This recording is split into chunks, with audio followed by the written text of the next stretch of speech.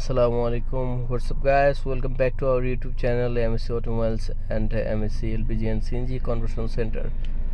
So guys, আমরা বরাবরের মতো আজকে একটা 10 মডেল এক্সনোয়া গাড়ি যেটা সিএনজিতে চলতেছিল।